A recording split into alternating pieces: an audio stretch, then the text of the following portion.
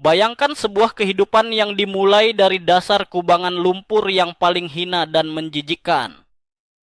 Sebuah nyawa suci yang dibuang begitu saja, ditolak oleh rahim yang telah mengandungnya, dan dibiarkan menanti ajal di tengah kegelapan malam yang membeku.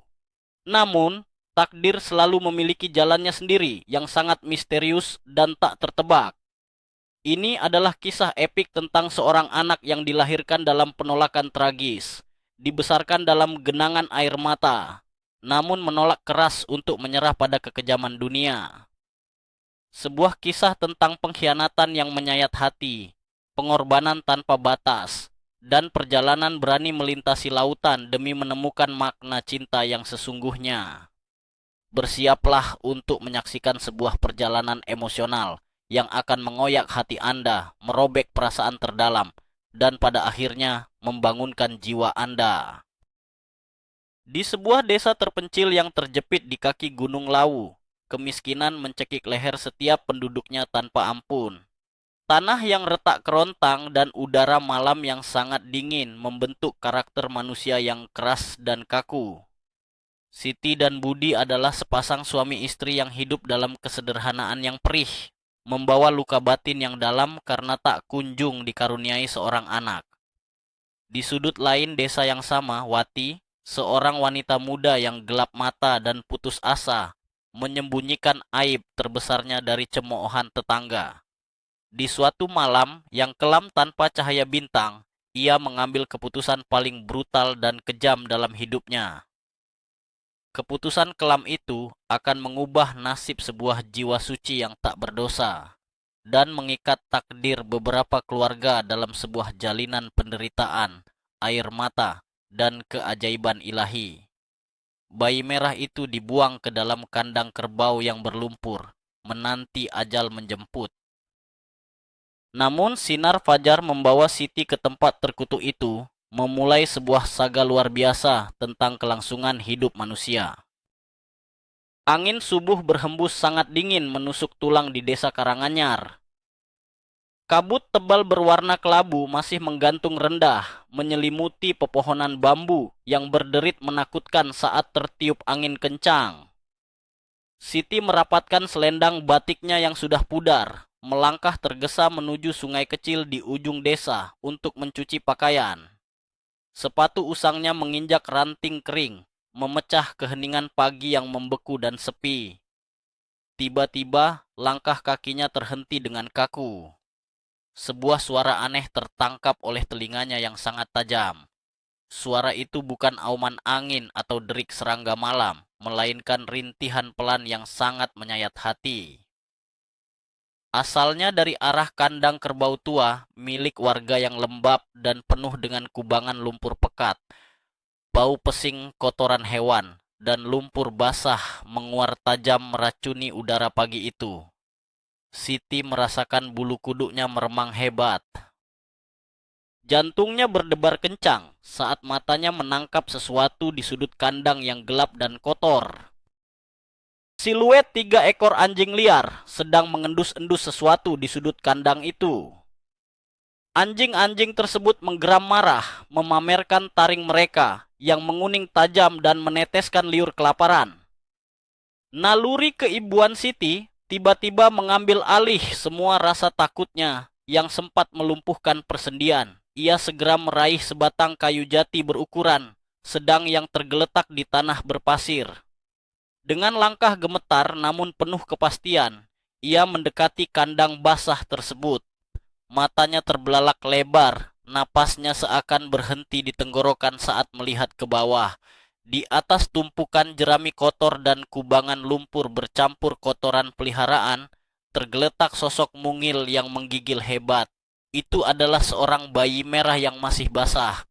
Tangisannya sangat lemah, nyaris tak terdengar karena tertahan hawa dingin yang menusuk. Siti berteriak sekuat tenaga sambil mengayunkan kayu di tangannya untuk mengusir kawanan anjing liar yang beringas itu. Anjing-anjing itu melolong ketakutan dan lari terbirit-birit menembus kabut pagi. Tanpa mempedulikan gaunnya yang kotor terkena lumpur pekat, Siti melompat masuk ke dalam kandang kerbau itu.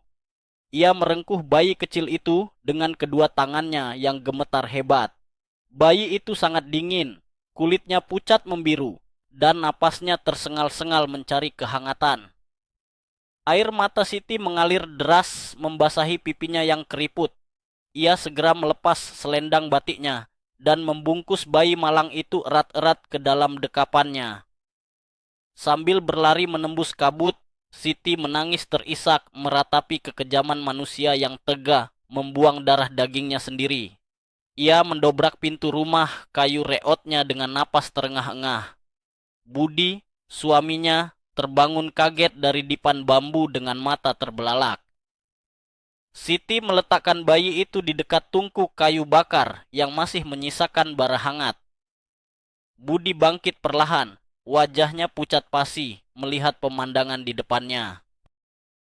Ia menelan ludah dengan susah payah, tak percaya bahwa ada bayi mungil yang tergeletak menggigil di atas tikar pandan mereka yang usang. Cahaya redup dari bara api di tungku menyinari wajah bayi yang penuh dengan bercak lumpur kering. Siti sibuk merebus air dengan tangan yang masih gemetar tak karuan. Saat Budi mencoba membersihkan leher bayi itu dengan kain basah, ia terkesiap hebat.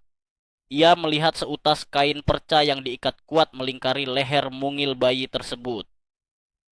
Kain itu menjerat saluran napasnya, sebuah bukti kejam bahwa sang ibu tidak hanya membuangnya, tetapi juga berusaha merenggut nyawanya.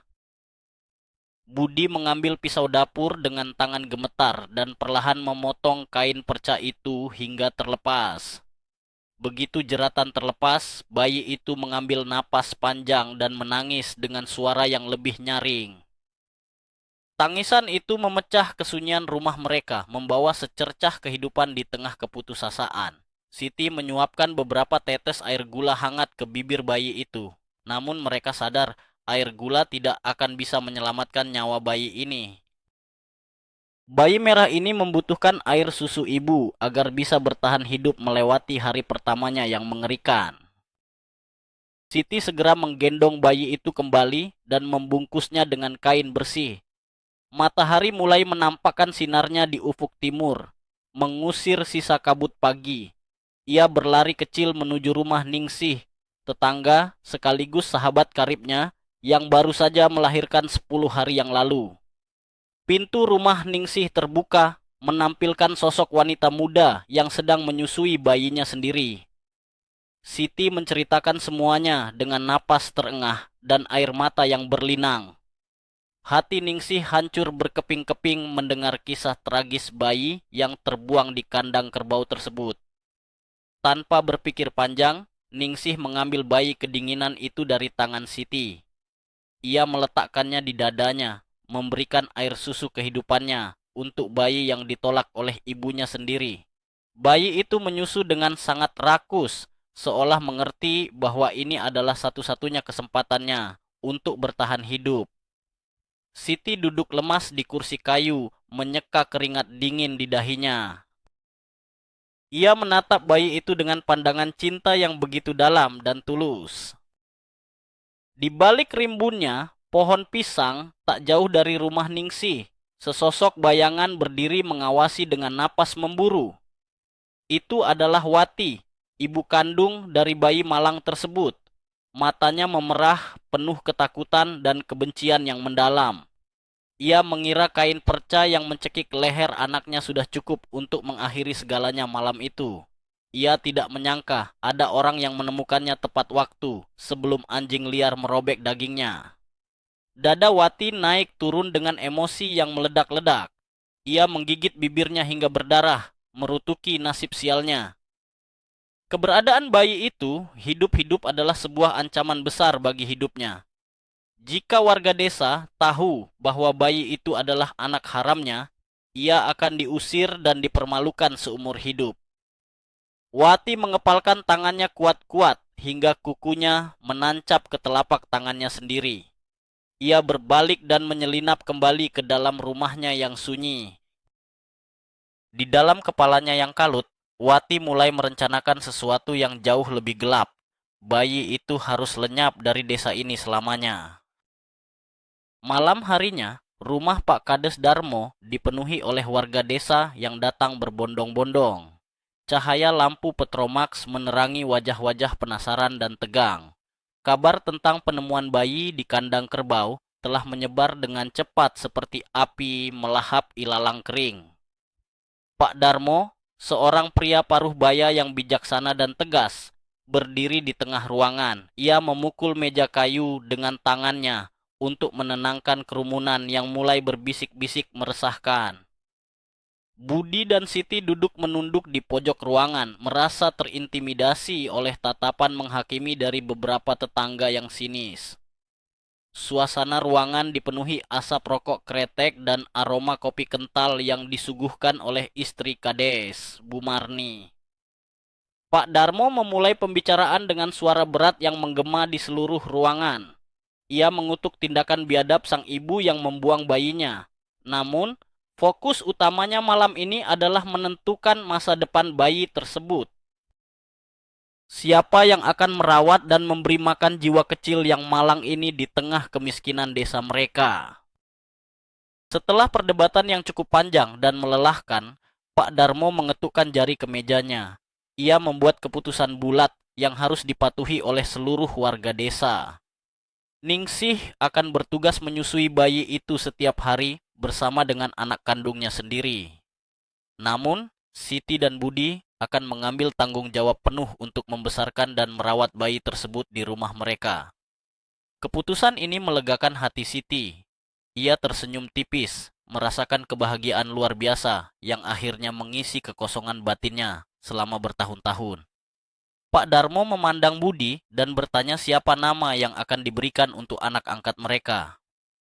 Budi menatap mata istrinya sejenak, mencari persetujuan dalam keheningan. Dengan suara lantang dan penuh keyakinan, Budi menyebutkan nama Bayu. Nama itu berarti angin, harapan agar anak ini bisa bergerak bebas dan kuat menghadapi kerasnya kehidupan, sama seperti angin subuh yang membawanya kepada mereka. Warga desa mengangguk setuju, dan Bayu resmi menjadi anak asuh Siti dan Budi sejak malam bersejarah itu. Hari berganti minggu, Bayu tumbuh menjadi bayi yang tenang, meski tubuhnya sedikit kurus. Suatu siang yang terik, udara terasa sangat membakar kulit di desa Karanganyar. Siti sedang menimba air di sumur desa yang letaknya cukup jauh dari rumahnya. Budi sedang membanting tulang di ladang ketela milik Tengkulak. Bayu tertidur pulas di dalam ayunan kain batik yang digantung di ruang tengah rumah kayu mereka. Kesunyian rumah itu tiba-tiba pecah oleh suara langkah kaki yang mengendap-endap. Wati menyelinap masuk melalui pintu belakang yang lupa dikunci. Matanya menatap liar ke sekeliling ruangan, mencari keberadaan bayi yang menjadi duri dalam dagingnya itu. Ia melihat ayunan kain batik itu berayun pelan ditiup angin jendela. Napas Wati menderu, tangannya merogoh saku roknya dan mengeluarkan sesuatu.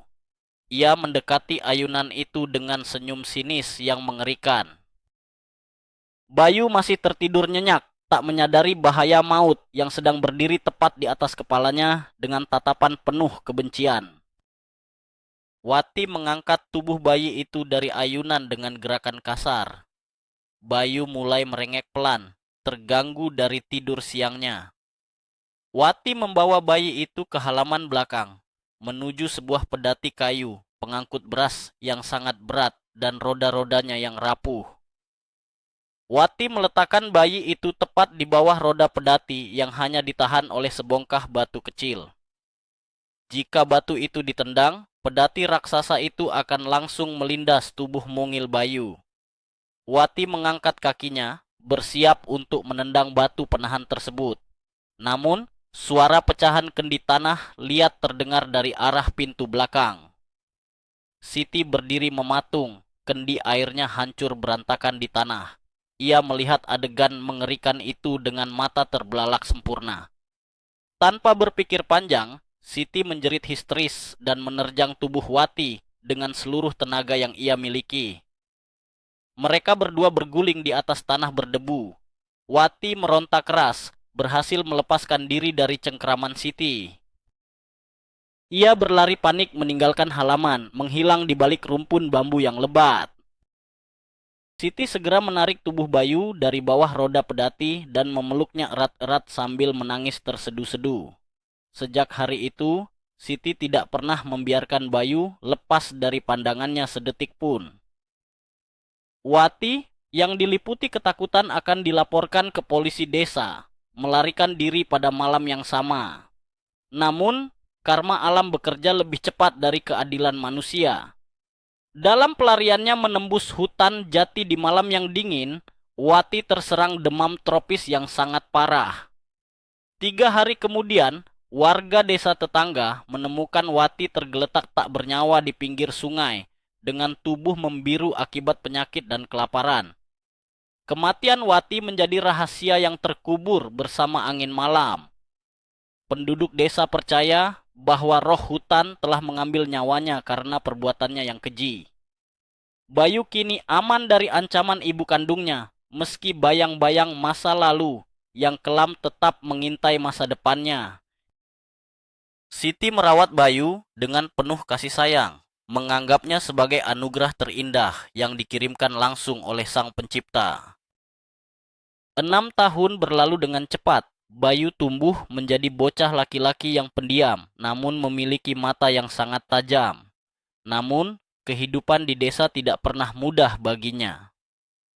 Label sebagai anak yang dibuang ke lumpur kandang kerbau menempel kuat seperti kutukan di dahinya. Anak-anak desa sering mengejeknya saat bermain di lapangan tanah liat. Mereka menertawakannya, memanggilnya dengan sebutan anak haram lumpur yang bau. Setiap kali ejekan itu terdengar, Bayu hanya bisa menundukkan kepalanya dalam-dalam, menahan air mata yang mendesak keluar dari pelupuk matanya. Ia sering berlari pulang dan bersembunyi di pelukan Siti. Siti selalu mengusap rambut ikal Bayu dengan penuh kelembutan, membisikkan kata-kata penghiburan yang menenangkan jiwa bocah itu. Budi, sang ayah angkat, lebih banyak diam. Kehidupannya yang keras sebagai buruh tani membuat Budi jarang mengekspresikan perasaannya. Meski begitu, Budi selalu membagi sisa singkong rebusnya untuk Bayu, sebuah tanda cinta diam-diam dari seorang ayah. Tiba saatnya bagi Bayu untuk masuk ke sekolah dasar satu-satunya di desa itu. Bangunan sekolah itu sangat reot, beratap seng yang bocor dan berdinding anyaman bambu yang mulai lapuk dimakan usia. Kepala sekolah sekaligus satu-satunya guru di sana adalah Guru Hartono. Ia adalah seorang pria tua yang terkenal sangat kejam, pahit, dan selalu membawa tongkat rotan panjang kemana-mana. Guru Hartono memiliki pandangan tradisional yang sempit. Ia membenci anak-anak dari latar belakang yang tidak jelas seperti Bayu. Hari pertama, sekolah menjadi awal dari mimpi buruk baru bagi Bayu. Saat ia duduk di bangku kayu paling belakang, Guru Hartono menatapnya dengan pandangan merendahkan yang sangat menusuk. Bau kapur tulis dan keringat memenuhi ruang kelas yang pengap. Anak-anak lain duduk tegang, tak berani mengeluarkan suara sedikit pun. Bayu merasa jantungnya berdebar sangat kencang. Firasat buruk menyelimuti pikirannya saat Guru Hartono berjalan perlahan mendekati mejanya dengan rotan di tangan. Hanya karena Bayu keliru melafalkan sebuah kata saat membaca buku pelajaran usang, Guru Hartono meledak dalam amarah yang tidak masuk akal. Wajah keriputnya memerah padam. Ia menarik kerah baju Bayu dengan kasar, menyeret bocah kecil itu ke depan kelas. Anak-anak lain memekik tertahan. Dengan suara menggelegar, Guru Hartono meneriakkan kata-kata makian yang menghancurkan mental Bayu. Dasar anak buangan lumpur, tempatmu bukan di sini, tapi di kandang kerbau bersama kotoran peliharaan. Setelah mengucapkan kata-kata kejam itu, rotan di tangan Guru Hartono melayang dan menghantam punggung mungil Bayu berulang kali. Bunyi lecutan rotan bergema mengerikan di ruang kelas yang sunyi. Bayu menggigit bibirnya hingga berdarah, menolak untuk menangis di depan penyiksanya. Punggungnya terasa seperti dibakar api. Setelah pukulan kelima, pandangan Bayu berkunang-kunang. dan ia ambruk ke lantai papan yang kotor. Guru Hartono meludah ke lantai, menyuruh anak-anak lain kembali membuka buku mereka, seolah tidak terjadi apa-apa. Kabar tentang penyiksaan itu sampai ke telinga Siti melalui tetangganya. Sore itu juga, Siti berlari menuju sekolah dengan napas memburu dan air mata kemarahan yang tak tertahankan. Ia menemukan Bayu duduk meringkuk di sudut halaman sekolah. Punggung seragam, putihnya bernoda darah merah segar. Hati Siti hancur lebur melihat kondisi putra kesayangannya. Ia menggendong Bayu dan langsung berjalan menuju balai desa untuk menemui Pak Kades Darmo. Di balai desa, Siti menjerit menuntut keadilan dengan suara yang serak dan memilukan. Pak Darmo, yang memiliki hati nurani yang lurus, segera memanggil Guru Hartono. Perdebatan sengit terjadi di beranda balai desa. Guru Hartono berkilah bahwa itu adalah cara mendidik yang benar untuk anak jalanan. Namun, Pak Darmo menggebrak meja dengan sangat keras. Ia memecat Guru Hartono hari itu juga dan mengancam akan melaporkannya ke polisi kecamatan jika ia berani mendekati Bayu lagi. Keadilan ditegakkan, namun luka batin di hati Bayu telah terukir begitu dalam. Tahun berikutnya, kemarau panjang yang sangat ganas melanda desa Karanganyar. Hujan tidak turun selama 9 bulan penuh. Sawah-sawah mengering dan retak-retak seperti sisik naga yang mati. Sumur-sumur menjadi dangkal, mengeluarkan air berwarna keruh yang berbau tanah liat. Kelaparan mulai merayap masuk ke setiap rumah kayu di desa itu. Budi harus berjalan 10 km setiap hari hanya untuk mencari sisa-sisa panen jagung yang bisa dimakan. Bencana ini membawa petaka yang jauh lebih besar bagi keluarga kecil Bayu. Siti, yang tubuhnya semakin renta dan kurang gizi, terserang demam malaria yang sangat mematikan. Udara malam yang dingin tak mampu menurunkan suhu tubuhnya yang membakar kulit. Siti terbaring lemah di atas dipan bambu, menggigil parah dan mengigau tak karuan. Bayu yang kini berusia 10 tahun, duduk di lantai tanah menemani ibu angkatnya setiap malam. Ia mengompres dahi Siti dengan air perasan daun asam, berdoa sambil menangis memohon kesembuhan kepada Sang Pencipta alam. Namun takdir berkehendak lain. Suatu senja yang berwarna merah darah, napas Siti mulai terdengar sangat berat dan putus-putus. Budi duduk di sudut ruangan, menyembunyikan wajahnya di balik kedua telapak tangan yang kasar dan kapalan. Bayu menggenggam tangan Siti yang dingin dan kurus kering. Siti membuka matanya perlahan, menatap wajah Bayu dengan pandangan sayu yang penuh dengan cinta abadi. Dengan sisa tenaga terakhirnya, Siti berbisik lemah namun tegas. Bayu anakku sayang, berjanjilah pada ibu. Seberat apapun hidup memukulmu, kau tidak boleh menyerah. Jadilah angin yang kuat, lewati semua badai ini. Air mata mengalir dari sudut mata Siti, membasahi bantal randu yang usang. Bayu mengangguk cepat, air matanya tumpah membasahi punggung tangan ibunya. Siti tersenyum damai untuk terakhir kalinya, lalu menghembuskan napas terakhirnya diiringi suara jangkrik yang mulai bernyanyi di luar jendela. Malam itu, tangisan Bayu pecah, menyayat keheningan malam yang paling kelam dalam hidupnya. Kepergian Siti meninggalkan lubang hitam yang menganga di hati Bayu dan Budi. Rumah kayu itu kini terasa seperti kuburan yang dingin dan sepi. Tanpa Siti, Budi kehilangan arah dan tujuan hidupnya. Beban hutang yang menumpuk selama masa kemarau panjang membuat pria itu semakin pendiam dan menjauh dari Bayu. Ia sering duduk termenung di beranda rumah sambil menghisap rokok lintingannya, menatap kosong ke arah hamparan sawah yang mati kekeringan. Bayu mengambil alih tugas rumah tangga. Ia memasak singkong, mencuci pakaian di sungai, dan merawat ayam-ayam kurus peninggalan ibunya. Meski ia bekerja keras, Budi jarang menatap wajahnya. Bagi Budi, menatap wajah Bayu hanya mengingatkannya pada kenangan indah bersama mendiang istrinya. Keheningan di antara ayah dan anak angkat ini semakin hari semakin menekan dada Bayu. Ia merasa kembali menjadi anak buangan, sosok asing di rumahnya sendiri. Bayu sering menangis diam-diam di bawah pohon mangga, merindukan pelukan hangat Siti yang tak akan pernah kembali. 1 tahun setelah kematian Siti, Budi membawa seorang wanita janda dari desa seberang untuk menjadi istrinya. Wanita itu bernama Bulastri. Ia memiliki wajah yang cukup manis, namun hatinya sedingin es batu. Bulastri tidak pernah menyukai Bayu. Sejak hari pertama ia menginjakkan kaki di rumah itu. Ia menganggap Bayu sebagai beban, tak berguna, yang hanya menghabiskan jatah beras mereka.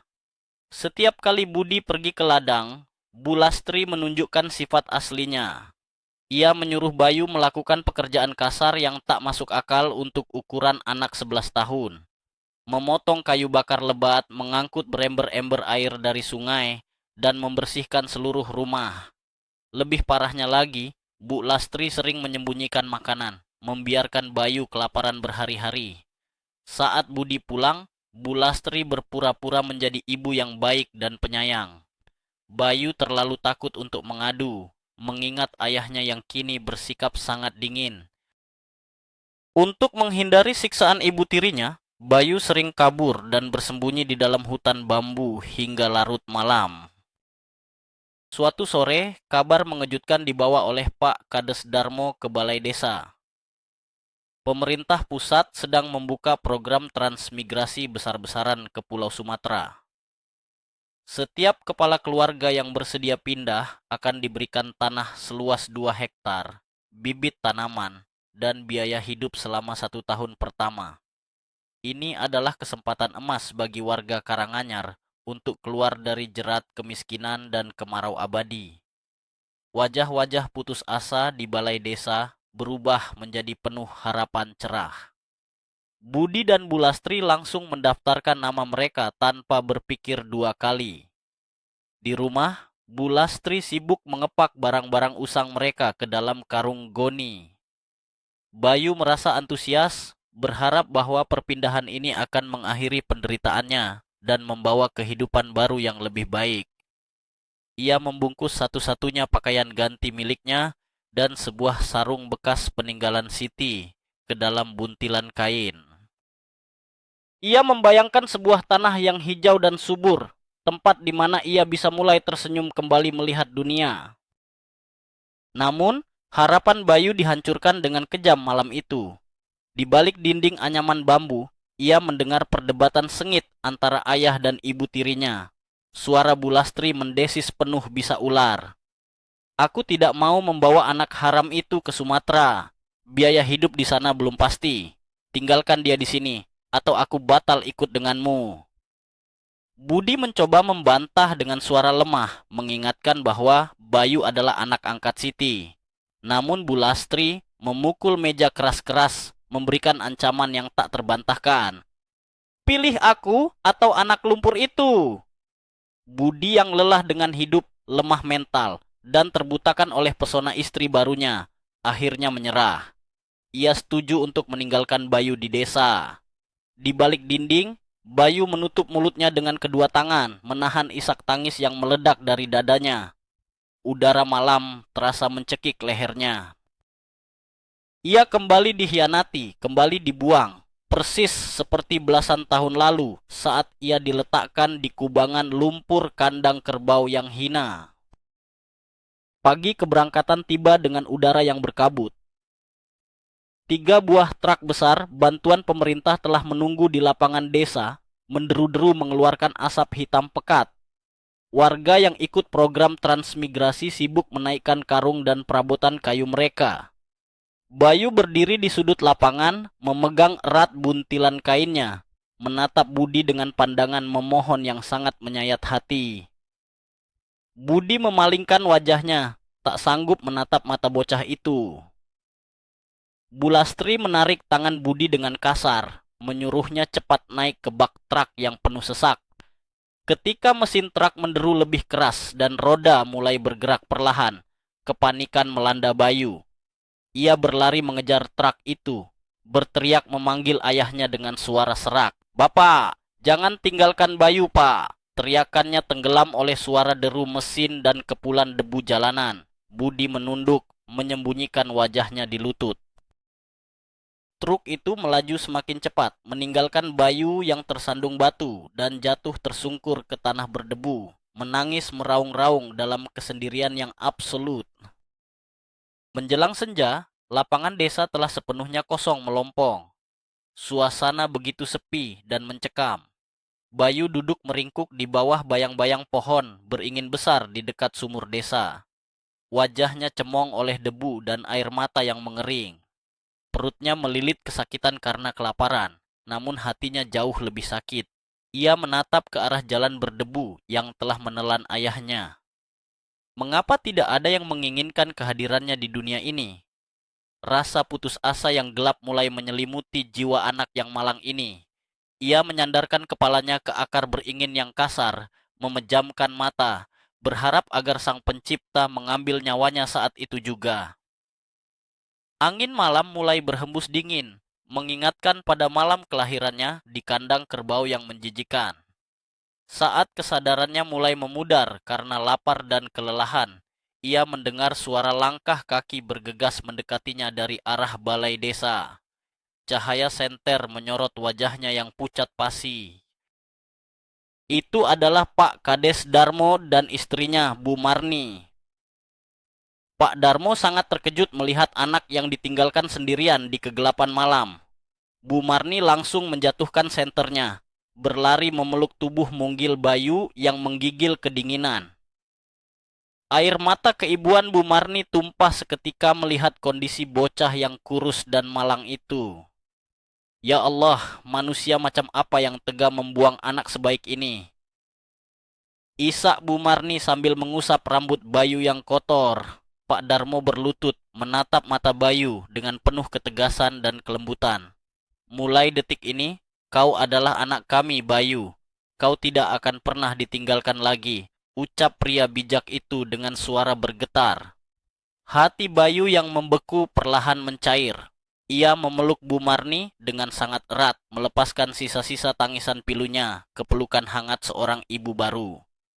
Malam itu, nasib Bayu kembali berubah 180 derajat. Ia tidak mati dalam kesepian, melainkan menemukan keluarga sejati yang sesungguhnya. 1 bulan kemudian, keluarga Pak Darmo memutuskan untuk mengikuti gelombang transmigrasi mandiri menuju Sumatera. Mereka menjual sisa tanah dan rumah di desa untuk membeli tiket kapal laut. Perjalanan dimulai dari pelabuhan Tanjung Perak. Bayu berdiri takjub di dermaga, menatap kapal pelni raksasa yang bersandar megah bagaikan sebuah gunung besi. Angin laut berhembus kencang, membawa aroma garam yang khas dan tajam. Bu Marni menggandeng tangan Bayu erat-erat saat mereka menaiki tangga kapal yang bergoyang. Saat peluit kapal berbunyi nyaring membelah langit, kapal perlahan meninggalkan daratan Jawa. Bayu berdiri di geladak, melihat pulau kelahirannya perlahan mengecil dan menghilang di balik cakrawala biru. Perasaan pahit dan manis berkecamuk di dadanya. Ia meninggalkan semua kesedihan dan penderitaannya di sana. Lautan lepas yang membentang di depannya terasa seperti sebuah janji, sebuah kanvas kosong, tempat ia akan melukiskan masa depan yang gemilang bersama keluarga barunya. Tiba di Pelabuhan Belawan, perjalanan dilanjutkan dengan bus reyot menuju kawasan transmigrasi yang masih berupa hutan belantara di daerah Bumi Harapan. Tiba di lokasi, tidak ada rumah yang menunggu mereka. Hanya ada barak kayu sementara dan hamparan hutan lebat yang harus ditebang. Aroma tanah basah dan daun busuk mendominasi udara Sumatera yang panas dan lembab. Kehidupan awal di sini membutuhkan kerja keras yang memeras keringat dan darah. Pak Darmo, Bu Marni, dan Bayu bekerja bahu-membahu membabat alas, mencabut tunggul kayu, dan menyiapkan lahan untuk menanam karet dan kelapa sawit. Suara ayunan parang dan nyanyian burung liar menjadi melodi keseharian mereka. Nyamuk malaria dan lintah hutan adalah musuh abadi. Namun, tidak ada keluhan yang keluar dari mulut Bayu.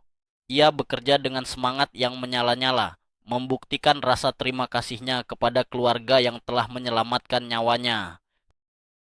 Keringat yang menetes memupuk tanah harapan baru ini. 15 tahun berlalu bagaikan hembusan angin. Bumi Harapan kini telah berubah menjadi desa transmigrasi yang sangat makmur. Kebun kelapa sawit keluarga Pak Darmo menghampar luas, menghasilkan panen yang melimpah ruah setiap bulannya. Bayu bukan lagi anak kecil kurus yang penakut. Ia telah tumbuh menjadi pria dewasa yang gagah, berotot tegap berkat kerja keras di ladang, dan memiliki wajah yang sangat tampan dengan kulit coklat terbakar matahari. Ia dikenal sebagai pemuda paling rajin dan sopan di seluruh kawasan tersebut. Pak Darmo dan Bu Marni sangat bangga padanya, memperlakukannya seperti darah daging mereka sendiri. Suatu senja, setelah selesai menimbang buah sawit di pabrik pengolahan, Bayu duduk di beranda rumah kayunya yang besar. Ia menyeruput kopi tubruk hitam yang diseduh ibunya. Meski hidupnya kini berkecukupan, ada satu kekosongan yang belum terisi di hatinya. Kekosongan akan seorang pendamping hidup yang bisa berbagi tawa dan peluh di tanah perantauan ini.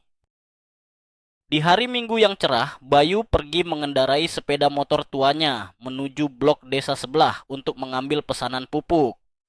Di sana, ia singgah di rumah Pak Wagiman, seorang petani karet yang sukses.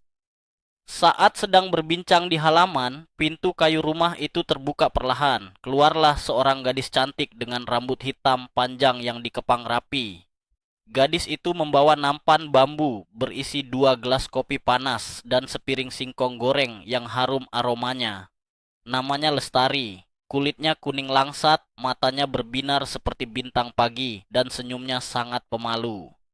Saat Lestari meletakkan kopi di meja, matanya tak sengaja beradu pandang dengan mata tajam Bayu.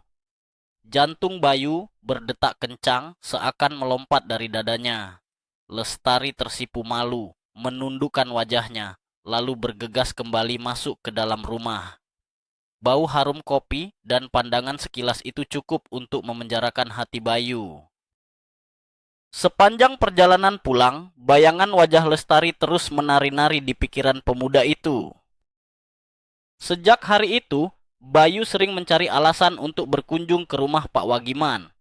Entah untuk bertanya soal harga getah karet, atau sekadar meminjam alat pertukangan. Pendekatan Bayu yang sopan dan santun membuat Pak Wagiman sangat menyukainya. Suatu sore di teras depan, Bayu akhirnya memiliki kesempatan untuk berbicara berdua dengan Lestari. Mereka duduk di bangku bambu, dipisahkan oleh jarak yang sopan.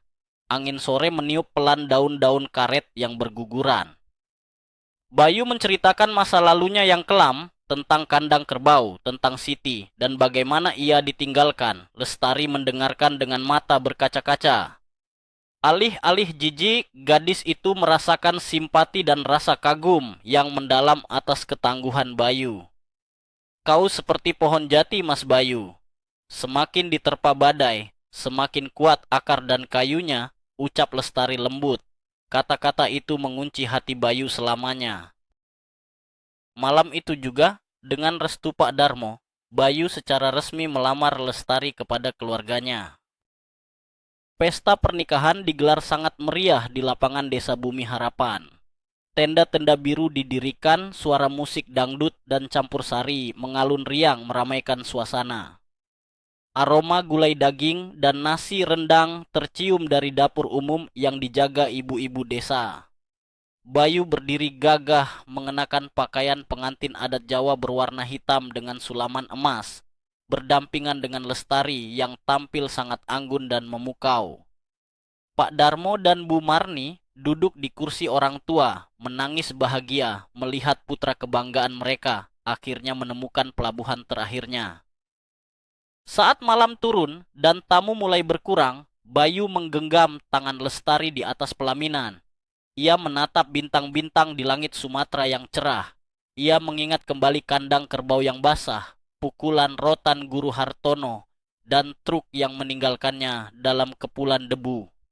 Semua penderitaan itu telah sirna terbakar oleh kehangatan cinta yang kini memeluknya. Dari dasar lumpur kehinaan, Bayu akhirnya menemukan mahkota kebahagiaan sejati. Kisah Bayu mengajarkan kita sebuah kebenaran universal, bahwa sehebat apapun badai kehidupan mencoba menenggelamkan kita ke dalam keputusasaan, tekad yang sekuat baja, dan kebaikan hati akan selalu menemukan jalan menuju cahaya terang. Dari seorang bayi malang yang dibuang ke dalam kubangan lumpur yang hina, ia berhasil bangkit, menolak kutukan nasib, dan tumbuh menjadi pria yang dikelilingi oleh cinta dan kebahagiaan sejati di tanah seberang. Bagaimana dengan Anda? Apakah Anda pernah merasa terbuang, diabaikan, dan kehilangan seluruh harapan, namun pada akhirnya berhasil bangkit kembali mengalahkan nasib? Bagikan kisah inspiratif dan perjuangan Anda di kolom komentar di bawah ini, karena cerita Anda mungkin bisa menyelamatkan hidup orang lain. Jangan lupa untuk menekan tombol like. Bagikan video penuh makna ini kepada keluarga dan orang-orang yang Anda cintai. Dan pastikan Anda berlangganan channel kami untuk terus mendapatkan kisah-kisah luar biasa lainnya yang menyentuh hati. Terima kasih telah menemani perjalanan emosional Bayu. Sampai jumpa di video cerita kehidupan selanjutnya.